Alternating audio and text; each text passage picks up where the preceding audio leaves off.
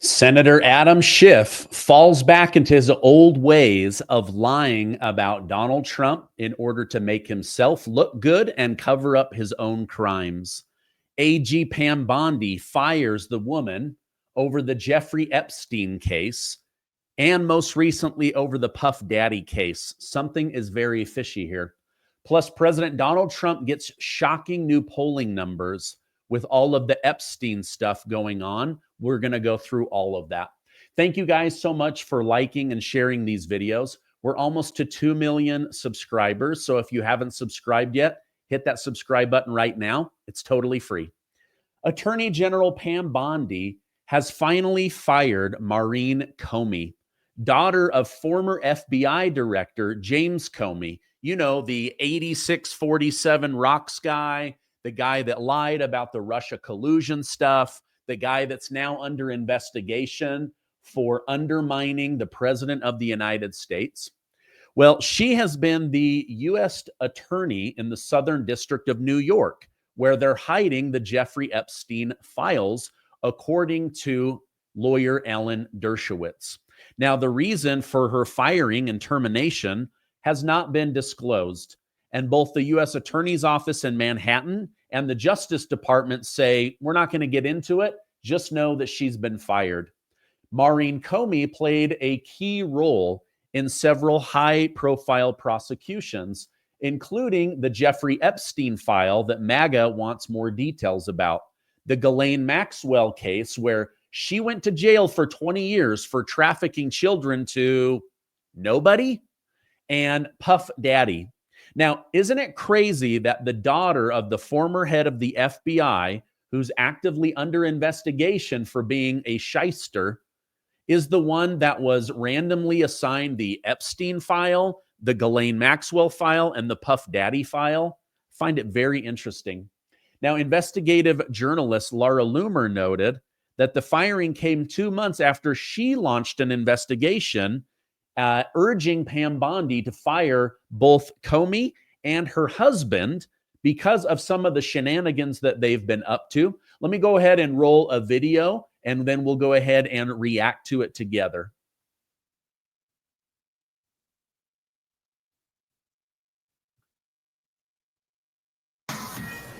This is a Fox News alert. This has been a bad few-week stretch for Jim Comey's daughter.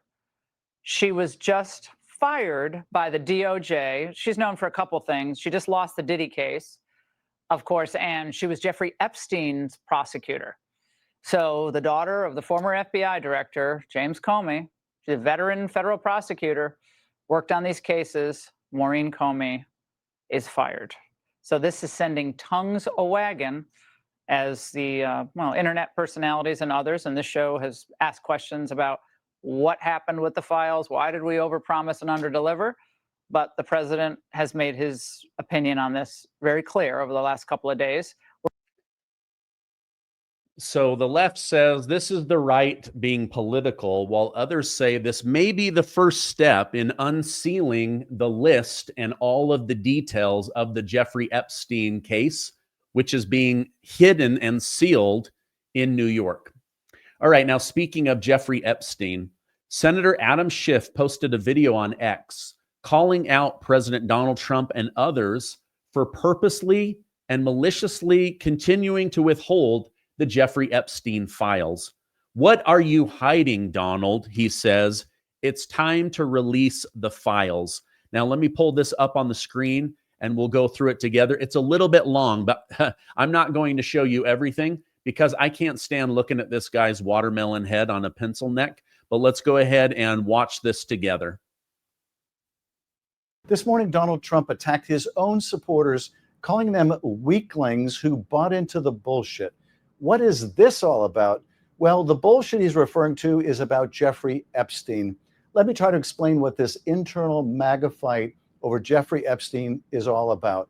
So before Donald Trump becomes president again, his enablers like Kash Patel, like Dan Bongino, like Pam Bondi are out there pushing this conspiracy theory about Jeffrey Epstein. Now, Epstein was this sleazebag who procured young girls to essentially serve as prostitutes for his wealthy elite friends. And there are a couple of conspiracy theories about him. He was convicted of related sex offenses. He ended up committing suicide, apparent suicide in jail. And there are a couple of conspiracy theories about Epstein. One was that he kept this lengthy client list of elites. The other was that his death was actually a murder to prevent that client list from becoming public. Now, among the purveyors of these theories were none other than our now FBI Director, Kash Patel, and our number 2 at the FBI, Dan Bongino. Here's them. Listen to them. Please do not let that story go. Who has Jeffrey Epstein's Black Book? Black Book? FBI. But who? That is that. I mean, there's. That's under direct control of the director of the FBI. What the hell are the House Republicans doing? They have the majority. You can't get the list? Put on your big boy pants and let us know who the pedophiles are. But it wasn't just them. It was also our now Attorney General, Pam Bondi. Here's what Pam Bondi had to say about the Epstein files that she was going to release. DOJ may be releasing the list of Jeffrey Epstein's clients. Will that really happen? It's sitting on my desk right now to review. That's been a directive by President Trump. So the files are sitting right on her desk. Now she ends up trying to walk that back, trying to say, well, no, I didn't mean those files. I was talking about some other files. But the MAGA base now is furious because Bondi has said that she's not going to release the files. And Trump is supporting Bondi and not releasing the files. So what is that all about? All right, he goes on, and basically what he does is he's taken all of the fury on the internet about this, and he's using it to incite his base, but also to grab the eyeballs of MAGA people. What he's trying to do is discredit Donald Trump. He's trying to play this, right? So he's saying, well, this guy trafficked young girls to elite clients. Then he goes on to say there's no black book of elite clients. So he's playing both sides in order to discredit. This is why President Trump was saying we cannot play this card because they are going to try to use it to divide us. They are going to use it against us. Don't fall for it. Now, I didn't appreciate President Trump saying that his past people are falling for this. It's us. It's your current people. Don't give up on us just because we want answers. At the same time, I think Trump is saying, listen, I have played this game with Democrats. They will use all of this as a weapon against all of us. So this is why President Trump doesn't want to mess with the Epstein files. But in reality, this is Senator Adam Schiff using a perfect storm to divide President Trump's followers while also taking your eyes off the fact that he is now being criminally investigated by the crimes division at Fannie Mae for defrauding on real estate loans for over 10 years. President Donald Trump accused Senator Adam Schiff in the last 48 hours of mortgage fraud, alleging that Adam Schiff falsely claimed his Maryland home as his primary residence in order to secure lower mortgage rates while actually having a home in California.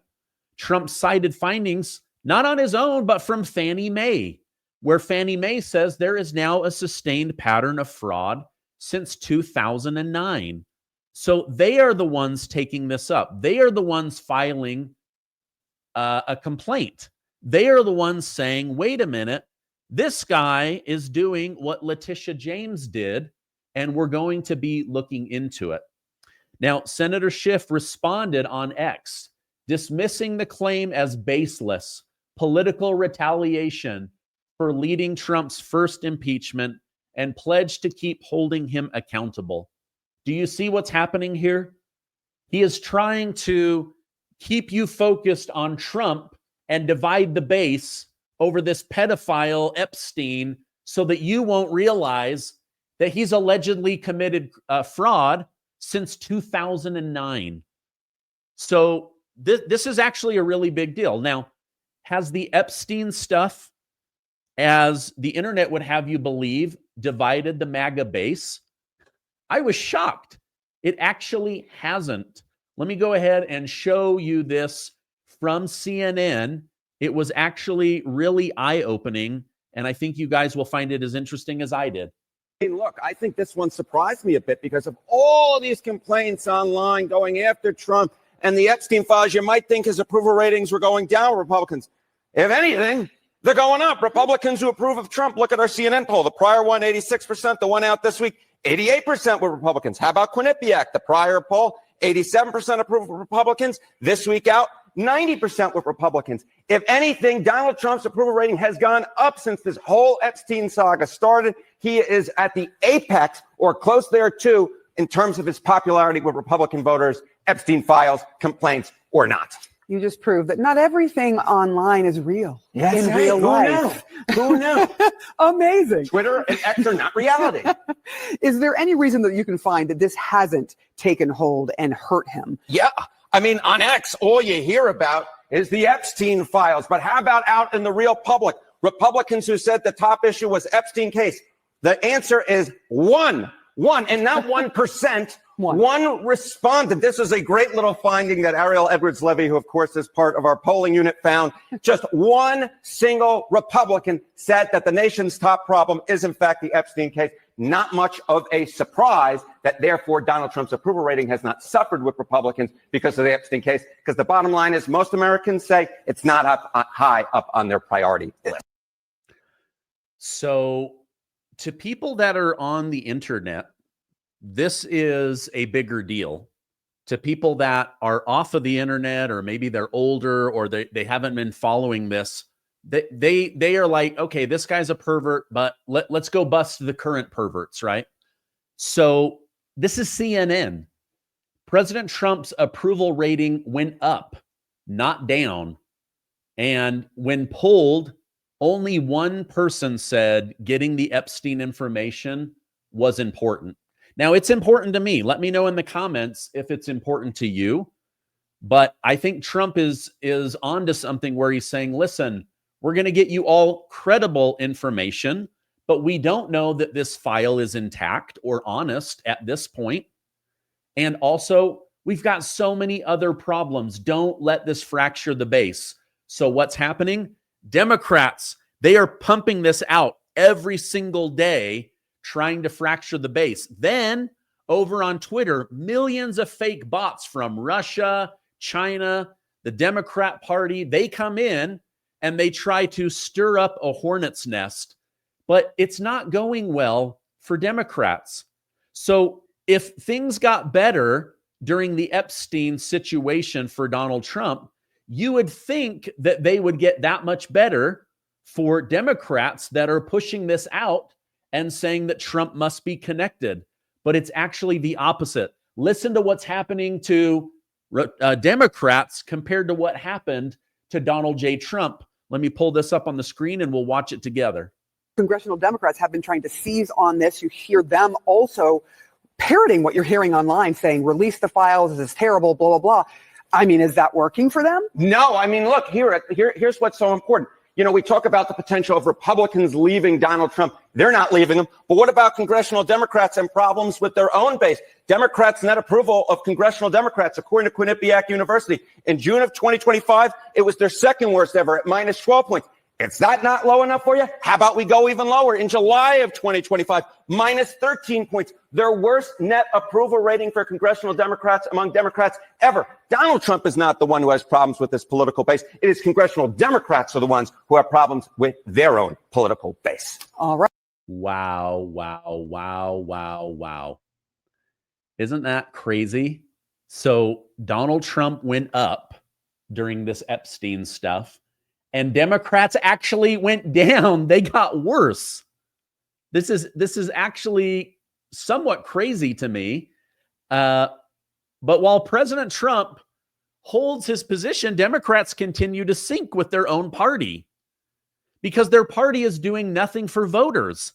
And their only talking point is Trump. Trump is bad. We aren't Trump. And did we mention that Trump is very, very, very, very, very, very, very, very bad and that we aren't him? Like, that's their entire platform. The Democrat Party literally stands for nothing. They are running on nothing. Their only talking point is very, very bad Trump, and we are not bad. We are not Trump. Like, what a terrible, terrible political message. All right, now I have more big stories for you, but first, let me share today's video sponsor with you. Age, the signs start showing. More aches and pains, thinning hair, wrinkles, and brittle nails.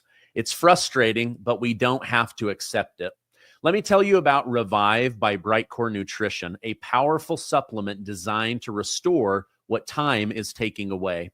Revive helps strengthen your joints and bones so you can move easier and feel better. But it doesn't stop there. It also works from the inside out to rejuvenate your skin, thicken your hair, and strengthen brittle nails. It contains 5 types of collagen, plus hyaluronic acid, biotin, and vitamin C, a powerful combination that helps you look and feel younger than you have in years. It's easy to use, just a scoop of it into water or coffee or hot chocolate. It dissolves fast with no weird taste. And the result, they're real. Now, I love the strawberry lemonade flavor. If you want to reduce aches, restore your glow, and feel confident again, give Revive a try today.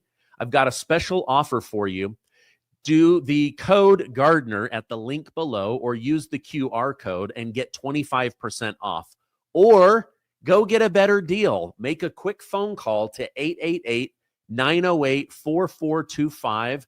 They're professional. They speak English. They're right here in the United States. They will take care of you, and you get up to 50% off and free shipping. So go take care of your health and get that discount. Go check it out right now. As we age, the signs, pains, thinning. All right. So lots going on in the news, right? Let me tell you what's happening over in Congress. Senate Republicans narrowly pass President Trump's $9 billion DOJ rescission bill, 51 to 49. So like by the skin of their teeth, to cut foreign aid and public broadcasting funds. The bill slashes $8 billion from the USAID and over $1 billion from CBS, or excuse me, Corporation for Public Broadcasting, which funds NPR and PBS. They did, however, remove one thing, a $400 million exemption, which includes protecting funding for international HIV and AIDS, which was a program started under George W. Bush that was vetted and actually is doing what it says with the money. Now, during a lengthy vote-a-rama, Democrats pushed for amendments to protect emergency alerts, rural journalism, and disaster readiness. None of those got enough votes to pass. The bill will now go to the House, where Republicans are expected to pass it quickly and eliminate that wasteful spending. In a post on X, Senator Bernie Sanders shared his thoughts. He said, Trump, like all authoritarians, doesn't like criticism or objective reporting. He just wants to be flattered. That's why he wants to defund NPR and PBS. If democracy is to survive, we need a strong, independent media. I will vote to support public broadcasting. Now, this is the truth. Neither NPR or PBS are going out of business. They just aren't getting any more free taxpayer money where they talk bad about Republicans, Christians, and conservatives and the nuclear family. That's all that's really happening. Now, let me know in the comments down below, do you agree with removing that USAID money and the money to NPR and PBS? Yesterday, President Trump signed the Halt Fentanyl Act into law, officially and permanently classifying fentanyl as a Schedule I drug under the Controlled Substance Act. The signing ceremony was held in the East Room, where over 200 people were in attendance. These were mostly families of people that had lost a loved one to fentanyl poisoning. During his remarks, President Trump criticized former President Joe Biden's border policy, blaming it as worsening the fentanyl crisis. He highlighted His own administration's efforts, including seizing over 4,500 pounds of fentanyl, saving hundreds of thousands of lives. Many of the families thanked President Trump for taking the loss of their family members seriously and contrasted it with the neglect they received from the Joe Biden administration. According to data, nearly 400,000 Americans died of fentanyl under President Joe Biden. That's almost as many lives lost as World War II. Adding another item to his list of achievements, this one you can actually taste. President Trump announced that Coca-Cola will be coming out with Coca-Cola that uses sugar cane instead of high fructose corn syrup. President Trump wrote, "I have been speaking with Coca-Cola about using real cane sugar in Coke in the United States. I'd like to thank the authorities at Coca-Cola. This will be a very good move by them. You'll see, it just gets better." Now, Coca-Cola thanked President Trump for the meeting, but didn't officially confirm that they are switching, which is why I believe Trump is trying to put pressure on them by releasing what they talked about.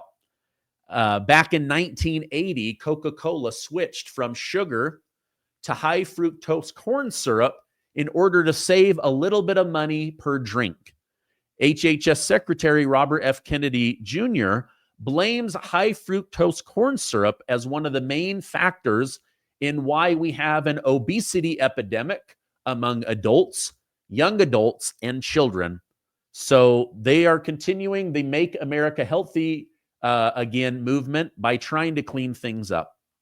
Senator Ted Cruz has reintroduced the Muslim Brotherhood Terrorist Designation Act, seeking to officially label the Muslim Brotherhood as a foreign terrorist organization. The bill cites the group's ties to Hamas, its involvement in the October 7th massacre of over 1,200 people in Israel, including 53 Americans. Senator Cruz warned that the Brotherhood supports terrorist offshoots that aim to overthrow secular government, calling it a serious threat to national security. This bill is co-sponsored by Tom Cotton, John Bozeman, Rick Scott, Ashley Moody, and Dave McCormick of Pennsylvania. It would seek to sanction, revoke visas, and require annual reporting of what they are doing to the United States. Now, it was founded in Egypt in 1928 in order to promote Sharia law around the world. The Muslim Brotherhood has been designated a terrorist group by Egypt, Saudi Arabia, and Jordan for many, many years. So Ted Cruz says they're doing a lot of bad. It's proven. We should follow the lead of Egypt, Saudi Arabia, and Jordan and officially label them terrorists. As things continue to get heated, Anthony Bernal, the former chief of staff for Jill Biden, invoked the Fifth Amendment, refusing to testify on who was running the White House, Joe Biden's decline. Did Jill Biden help cover it up? Now, I learned yesterday that Anthony Bernal would literally take a bullet for Jill Biden. He loves her so much that he would do anything, including lie, but he didn't have to. He just claimed the Fifth, and unless something is proven, they probably aren't going to get this guy. Now, Representative James Comey condemned Bernal's refusal to answer questions and said that he will continue to push for full transparency. So Bernal, Kevin O'Connor, and others have all pled the Fifth when it comes to Joe Biden's mental decline. Very sad. We need answers. I feel like Byron Donalds kind of summed this up best. Oops, that's a pain in the neck from the commercial, but these guys are being a pain in the neck. He said when it came to the Jill Biden, Anthony Bernal work husband situation, he couldn't answer a single question. He refused to read his own statements about Joe Biden's health. This is corruption at the highest level. Joe was not in charge of his own administration. Every order, every bill, every memo is null and void. The Democrats can't hide from this. We must subpoena all Biden staff, including Jill Biden and Kamala Harris. Now, let me know in the comments, do you want that? I do. Sadly, I think they'll all just plead the fifth, and it will probably be a waste of time and money, but at least make them go on the record for covering up for a president that has dementia and cancer, and how they hid that from the world and the American people. All right, I love you guys. Stay amazing. If you could, give this video a like. Also, hit that subscribe button. We're almost to 2 million amazing truth seekers. I love you guys. Stay amazing, and I will see you on the next video.